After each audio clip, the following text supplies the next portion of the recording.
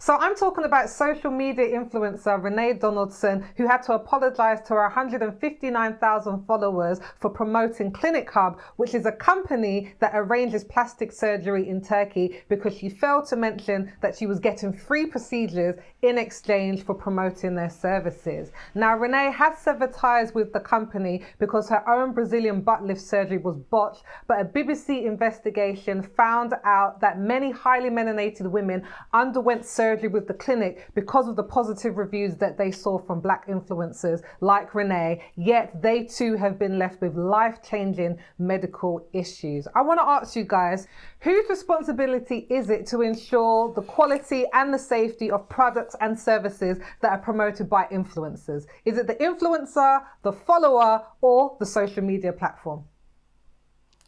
You see, this is an interesting one because I kind of feel like it's everybody's responsibility. Like, everybody has a piece in this puzzle, if that makes any sense. Because I just think as a consumer or an influencer, or even on social media, like, we all have to do a bit of our own due diligence to a certain extent. But for me, I guess if you had to ask me who the onus mostly kind of sits with, it would be, for me, one, actually the company that is offering this product, to make sure that they're actually offering safe products and services that we can actually use. And then secondly, the influencer as well, because they're the direct advertiser for us, right? So I guess as a consumer, you would think that this person has like tested this out to the absolute maximum before they brought it to you to tell you it's so amazing.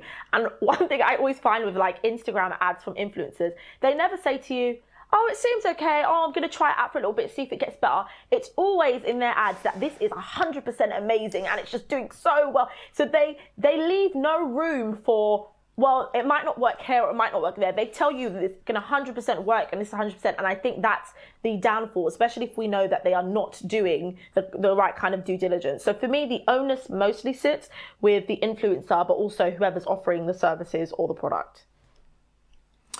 I think for myself, I always look inwards before I look at anybody else. So if something goes wrong, I would say that it's my fault before I attribute blame to anybody else. So when you have like a product or service offered by someone where we're not really sure about it. Look, the way I remember it is always just like in school. Like if I did something wrong, then I went home and then I said, oh, so-and-so told me to do it. I didn't mean to do it or something. My mum would say, if that person told you to jump off a bridge, would you jump off the bridge? Right? So you can look at it like, look, there are influencers and they're influencers for a reason, right? They've garnered the following. People potentially trust what they say and their opinion on things, but I think we have to look within ourselves to say that, is this something that we are really going to trust? We have to do our own due diligence and all these things. I think it's very easy just to pass the buck and say that, it's their fault. I was led down the wrong or a stray path.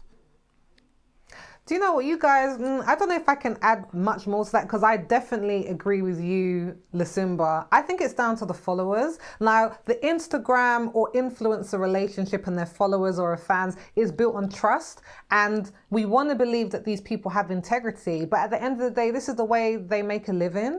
And I think we've seen very clearly that some influencers just don't have any morals or ethics when it comes to that, but we're asking them to. And I don't think it's unreasonable, because a lot of them are selling lifestyle things. It's not just macaroni cheese that they're selling. Do you know what I mean? It's not going to make a massive difference to your life. If you didn't like it, you probably spend a couple of pounds. But Kim Kardashian was selling, weight loss lollies? People are selling slim tea, which is basically laxatives. Like, people are selling things that are really going to alter the makeup of your body. So I would want them to have integrity, but I think a lot of them just don't. So I think it really has to come down to the followers, and especially for the people who went and got the Brazilian butt lift based on the influencer.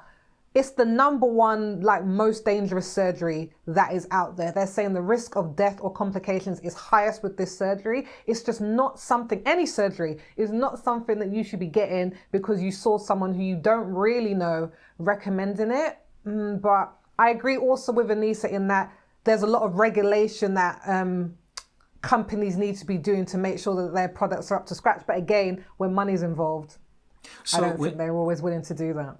When you say they need to be, why do they need to be, do you think? Do you know what? I guess for me, it's really probably just down to ethically. If I'm being, and I guess that's a good point, listen, because they don't really have to. But for me, ethically, why would you want to promote your services when you know they're not the best? Why would you want to sell slim tea, which is a laxative and that can mess up your digestive system? Like, I don't understand why someone would ethically sell something that they know is of no benefit, and not even any benefit, because Haribo is of no benefit. But the point is, these things are actually detrimental to people. And even in the surgery, there was that video on the BBC where they were saying that the clinic is known to have caused serious issue, but their website doesn't list it whatsoever. Like, for me, I'm just like, that's immoral. But I guess not everyone kind of has that code of conduct that they subscribe to.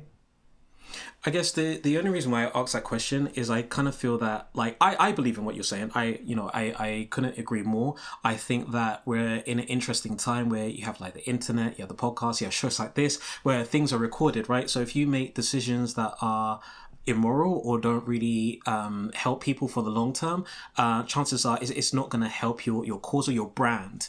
And I think brand is another fancy word for reputation. It's not going to help your reputation down the line. But with that said, though, I think it's hard to impose your own morals and your own values on other institutions or other enterprises or what have you, because they look. There's a lot of people out there. They're cowboys, or they just want to do a hit and run. They want to make a quick buck and get out. You know, some people look like, hey, I can make like 6 figures doing this affiliate scheme or selling this product. They can be in and out. Some people don't even see that in their whole life.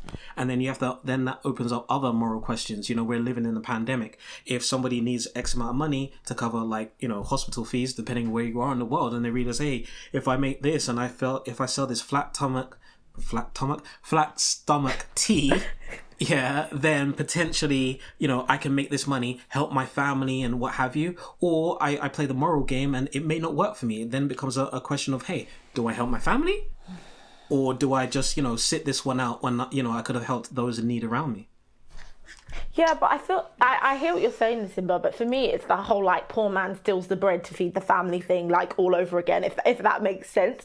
But I think with influencers, for me, it's a little bit different, because I kind of see influencers just as like normal marketing agencies, companies, but just in one person, right? We're getting direct marketing to us with this particular influencer. And the whole idea with influencers is that their audience has to be slightly impressionable, because we need to be able to believe whatever it is that they are selling to us. And the reason why I think you can't impose morals, but for me, there should be at least something, because specifically, if I'm talking specifically about the people who were influenced to go and get plastic surgery, whether they were influenced or whether the influencer's suggestion was the final push they needed to make that decision, there is a little bit of either vulnerability there, or maybe they weren't.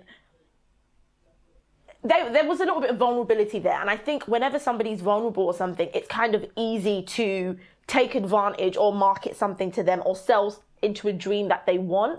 And so that's why I think you have to have a bit of responsibility, because I know people are saying sorry now, which is fair, you say sorry, but we're hearing of so many people that are like losing their lives and things like that. And I think in particular, not to focus on Renee's case, but she was having health complications a year ago, but she was still promoting it. And it's just like, for me, there at that point, it's enough for me to think that's like so immoral. How as a person would you want to do that?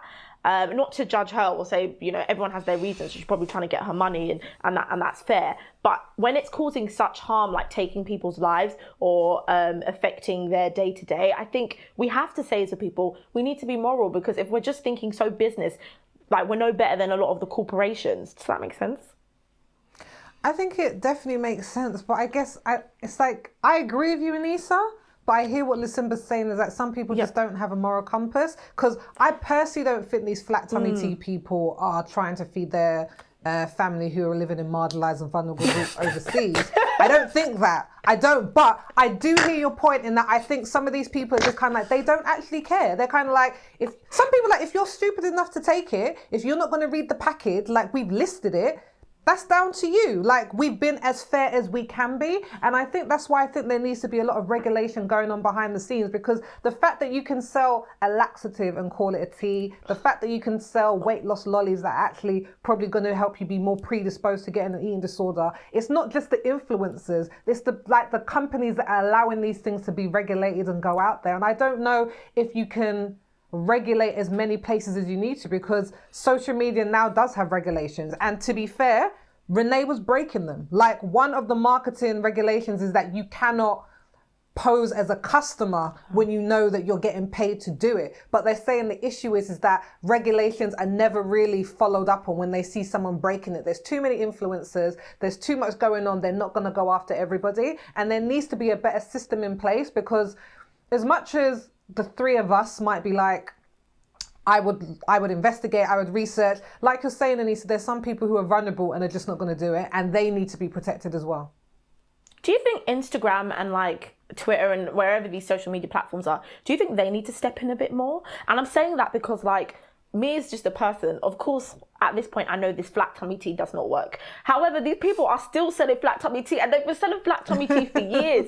And it's just like, for me, don't we all know it's a con? How are people still buying this, and how are people still paying for this? I would think at this point, Instagram would be like, you know what, like, we need to put a pin in it. But I don't know if they can do things. But for me, it'd be like, I think the platforms maybe need to step in a little bit more. I think that I think it's I don't think they can police it. You know, I don't even think they have the resources to be able to police something as vast as that.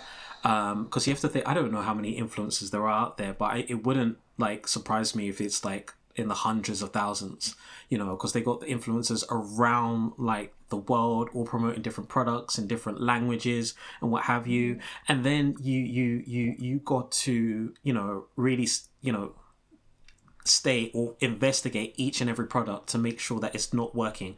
So for, whether it's teeth whiteners, or like you say, the flat stomach Tummy tea. Flat tummy tea. Yeah. Flat tummy tea. if it's one of those, like, to go, what are they gonna buy every product?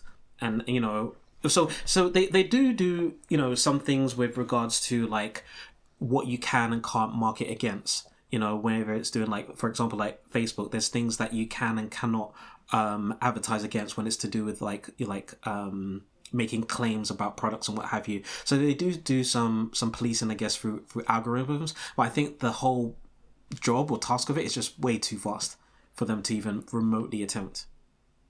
And I don't even know if it should be their job as well, to be honest, because I think we're seeing this increasingly, what we saw happened with Donald Trump and Twitter. People like, it's Silicon Valley's job. I'm just like, is it?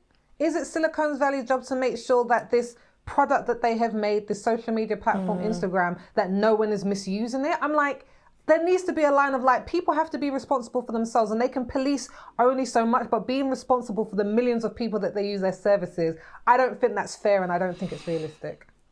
But can I say very sneakily, I think Instagram are trying to do something very sneaky about advertising and influencers. This whole like shop feature on Instagram and being able to buy in this specific section, for me, has a bigger, sneakier purpose. But we'll pin that until I feel further revelation comes out. Do you know what, Anissa? I rebuke that in the name of Jesus, because when I see that, I'm like, I'm not buying nothing on here. You lot, it's not only you want to sell me ads, you now want me to shop directly. Nope, I'm not. Neither will I, Sophie. But I think they've got a bigger plan. Because why would you make this a shopping thing? Anyway, let's not.